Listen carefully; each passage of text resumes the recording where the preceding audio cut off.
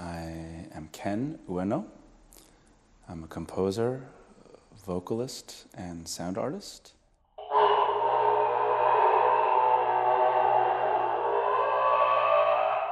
And I'm also an academic, currently a professor at UC Berkeley.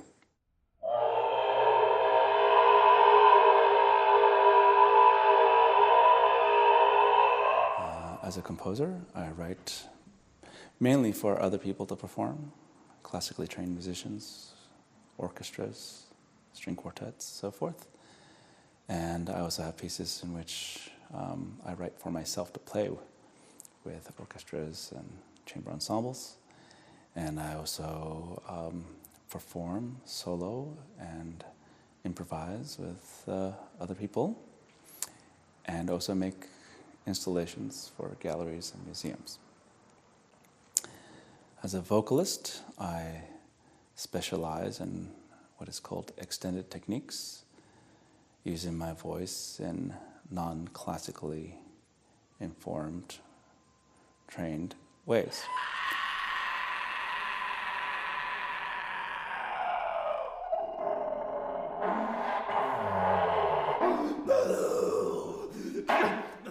Many of my sounds are inspired by listening to, say, heavy metal or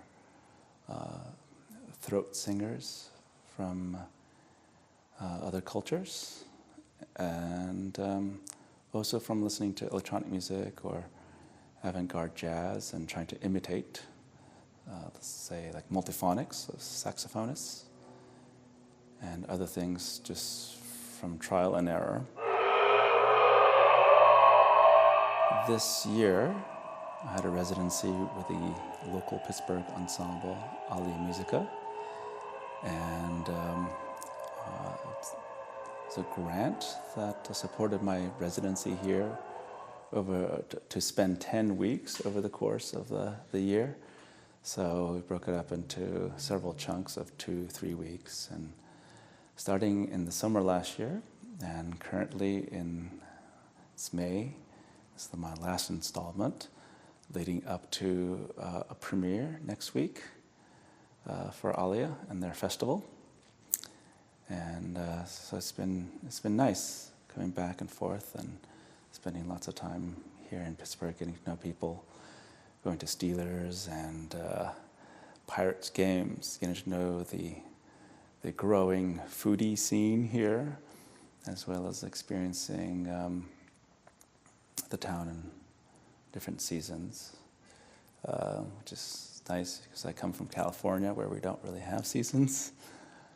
It's very, very nice. Favorite restaurant spots? Well, yeah, some of the places like Cure and Salt.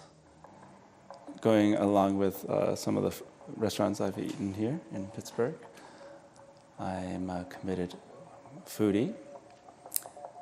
I've sought out restaurants that I've researched, wanted to go, like Noma in Copenhagen, and went to extraordinary lengths to have meals at these places. Like Noma, I flew from California just to spend 2 days in Copenhagen just to eat a meal there.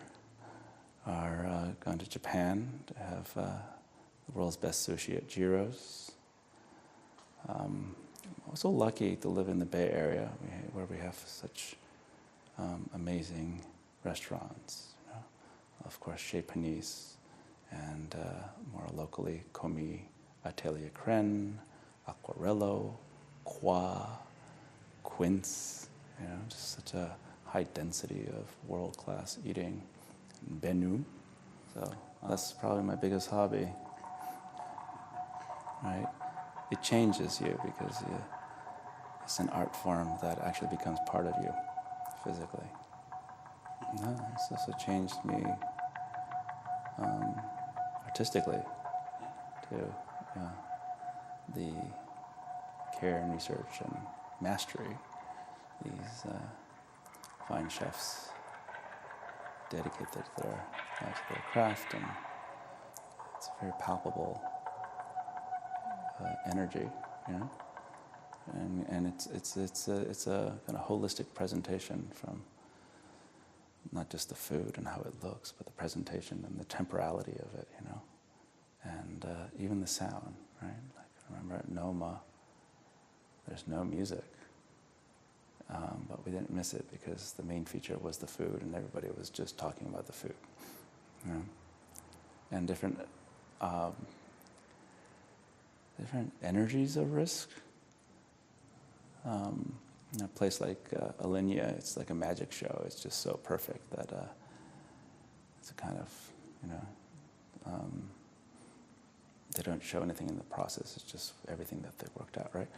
In Noma, there were some things that didn't quite work yet, and there was a different kind of confidence too that showed that, well, we want to involve the eaters, the audience, if you will, in the creative process that seems to be continually evolving, right? So it's not just a finished thing that they've discovered and perfected, right?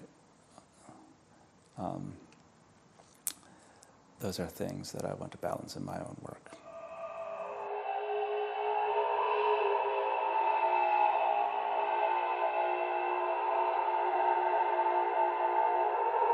Kind of local specificity of produce, kind of maybe translating into what I call person-specific music. Music that is composed but specifically written for one person to play. Say, for my example,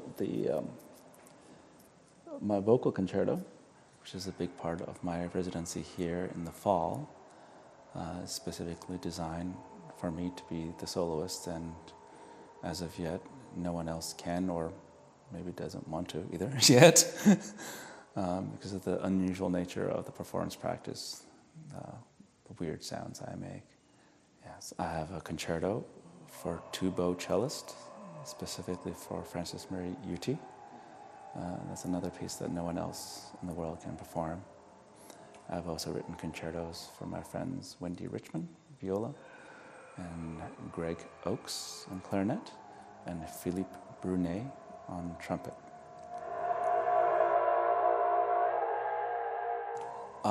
Well, I have performed and had my music performed in many venues around the world, and everybody receives it differently.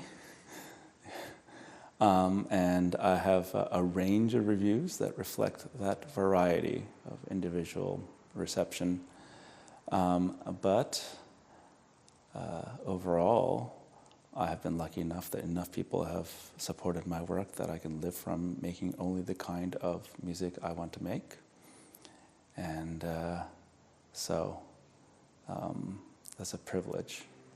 Well, when I do my esoteric, weird thing, and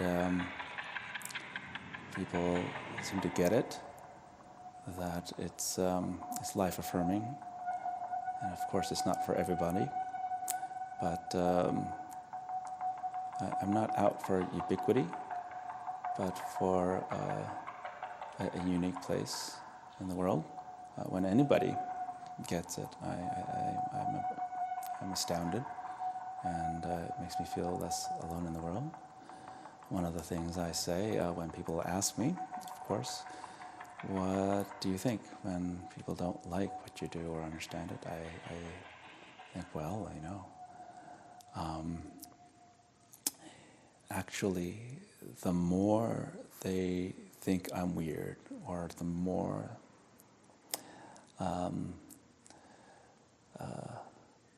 that they might not get it, then actually the more I represent hope.